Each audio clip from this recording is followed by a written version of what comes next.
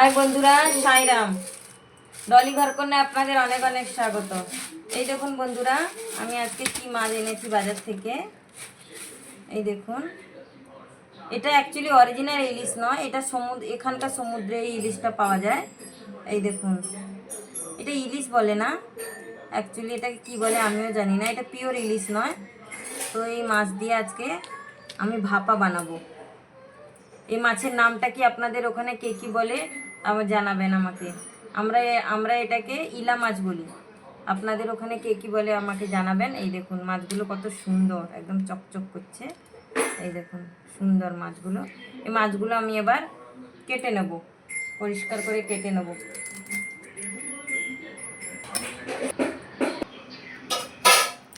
এই দেখুন বন্ধুরা, মাছটা কত সুন্দর লাল একদম।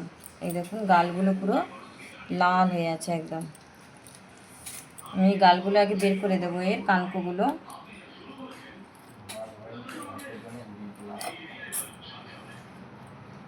দেখুন এটা আমি এরকম ছোট ছোট পিস করে কেটে নেব, কারণ ভাপা করলে ছোট ছোট পিস করলে তাড়াতাড়ি এটা সেদ্ধ হয়ে যাবে মাছটা। তো এই জন্য আমি একে ছোট ছোট পিস করে। এই দেখুন কত সুন্দর তেল হয়েছে মাছটার। এই দেখুন,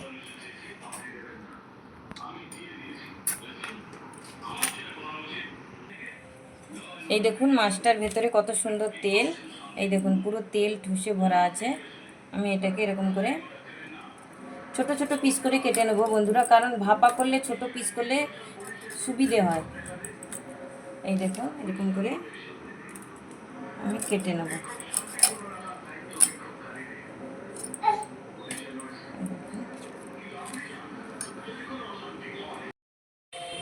নমস্কার বন্ধুরা, সাইরাম। ডলি ঘরকন্যা আপনাদের অনেক অনেক স্বাগত। এই দেখুন আজকে ওয়েদারটা কত সুন্দর। আগের থেকে ওয়েদারটা খুব সুন্দর। এই দেখেছেন কত সুন্দর ওয়েদারটা। চলুন আজকে রেসিপিটা বানিয়ে নেওয়া যাক। এই দেখুন মাছগুলো আমি সুন্দর করে কেটে নিয়েছি। এই দেখুন সুন্দর করে মাছগুলো কেটে নিয়েছি। এটা ছোট ছোট ইলিশ, অ্যাকচুয়ালি এখানকার এটা ইলিশ বলে না, আমাদের দেশের ভাষায় জল ইলিশ বলে, এখানকার ইলা বলে, এটা ইলা মাছ বলে, প্রপার ইলিশ নয়, কারণ এটা সমুদ্রের মাছ। এটা এখানকার সমুদ্রের মাছ, সেই জন্য। তো ছোট ছোট মাছ এগুলো। আমি এগুলোকে কচু পাতা দিয়ে ভাপা করব। দেখুন এটা একটা ইউনিক রেসিপি। অনেকে অনেক রেসিপি বানিয়েছে কচু পাতা দিয়ে ভাপা, এমনি ভাপা, কাঁচা ভাপা। আজকে দেখতে থাকুন আমার রেসিপিটা প্লিজ বন্ধুরা। একটা ইউনিক একদম নর্মাল গ্রামীণ রেসিপি। আপনারা দেখুন আমি কেমন বানাই। আমি এতটা মাছ নিয়ে বানিয়ে নেব। এই দেখুন বন্ধুরা, মাছের মধ্যে আমি নুন হলুদ দিয়ে দিয়েছি, কারণ আমি দেখাতে পারিনি এই কারণে। এই দেখুন আমার প্রিমা এখানে বসে আছে, এই জন্যই আমি আপনাদের নুন হলুদটা দেখাতে পারলাম না। প্রি হাই বলো। প্রি হাই। হ্যাঁ একবার তাই তাই করো, ভেরি গুড। মামা তাই তাই করো একবার, তাই তাই। মামা তাই তাই প্লিজ। পড়ে যাবে পড়ে যাবে মা, পড়ে যাবে, তুমি পড়ে যাবে।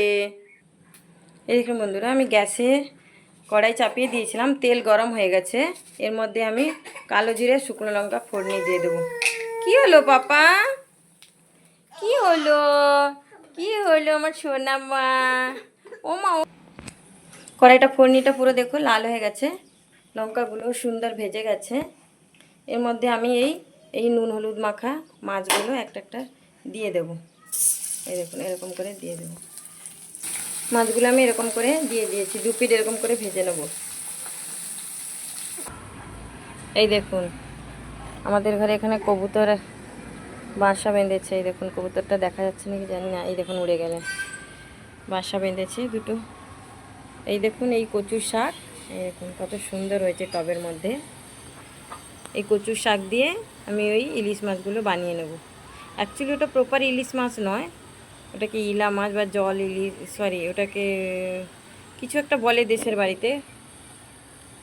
তো এখানকার যেটা বলে সেটাই আমি জানি, যে এটাকে ইলা মাছ বলে। এই দেখুন এই পাতাগুলো কত সুন্দর হয়েছে। এই দেখুন কবুতরগুলো আসছে আর উড়ে যাচ্ছে, পায়রাগুলো। এই দেখুন কত সুন্দর হয়েছে আমার টবে।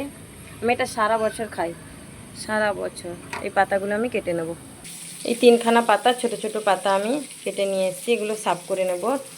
ততক্ষণে মাছগুলোকে একবার পাল্টে দিয়ে দেবো এরকম করে। এই দেখুন এরকম করে মাছগুলো ভাজবেন। এই যে কালো জিরের একটা স্মেল থাকে সুন্দর, ওই স্মেলটা মাছের মধ্যে চলে যাবে, আরও খেতে খুব সুন্দর হবে। এই দেখুন আমি এরকম করে ভেজে নেব। অনেকটা তেল বেরিয়েছে, এটাকে সর্ষের তেলেই রান্না করবেন। এরপর আমি এই পাতাগুলো সুন্দর করে ধুয়ে ছোট ছোট করে কেটে নেব। এই দেখুন আমি জলের মধ্যে দিয়েছি কালো রাই, সাদা রাই বাটা আর কালো রাই বাটা আর লঙ্কা বাটা। এই দেখুন কিছুটা লঙ্কা বাটা আর আর একটুখানি কালো জিরে, এই দেখুন ভেসে আছে একটুখানি কালো জিরে দিয়ে জলের মধ্যে আমি গুলিয়ে নিয়েছি। সরি, হলুদও দিয়েছি। এবার জলের মধ্যে গুলিয়ে নিয়েছি। এই জলটা আমি এই মাছের মধ্যে অ্যাড করে দেবো। এই দেখুন আমি এই মাছের মধ্যে এই জলটা অ্যাড করে দেবো। এই দেখুন। প্লিজ বন্ধুরা, আমার ভিডিওটা যদি আপনাদের ভালো লেগে থাকে তাহলে প্লিজ সাবস্ক্রাইব, লাইক, শেয়ার করবেন আর আমার পাশে থাকবেন। থ্যাংক ইউ বন্ধুরা।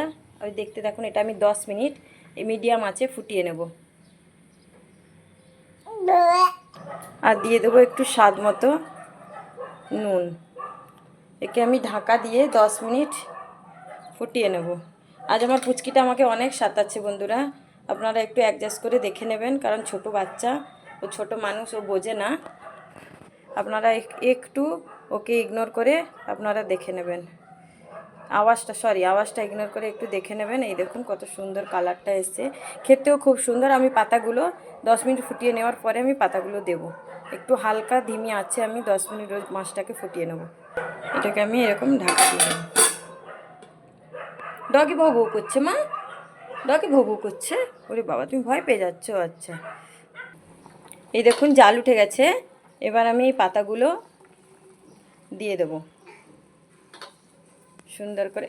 দাঁড়াও শোনা, দাঁড়াও, হয়ে গেছে বাস। পাতাগুলো দিয়ে আমি আরও 10 মিনিট এটাকে ফুটিয়ে নেব।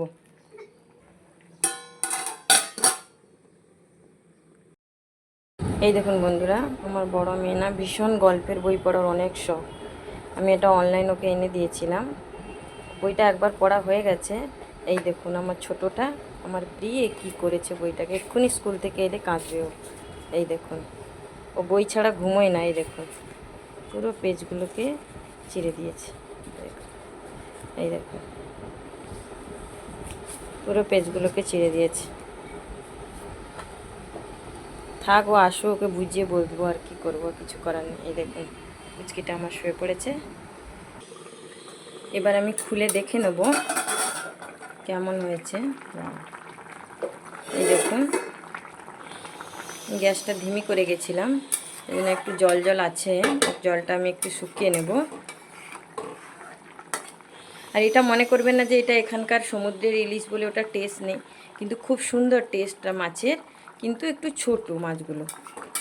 ওই দেশের ইলিশ মাছের মতো ওরকম টেস্ট হয় না বন্ধুরা, কারণ ওটা একদম তেল তেলে হয়, আর এটা এত তেল তেলে নয়, কিন্তু টেস্ট হয়, মোটামুটি টেস্ট থাকে, কিন্তু অতটা থাকে না, মোটামুটি সুন্দর খেতে পারবেন, এইটুকু ভরসা দিতে পারি।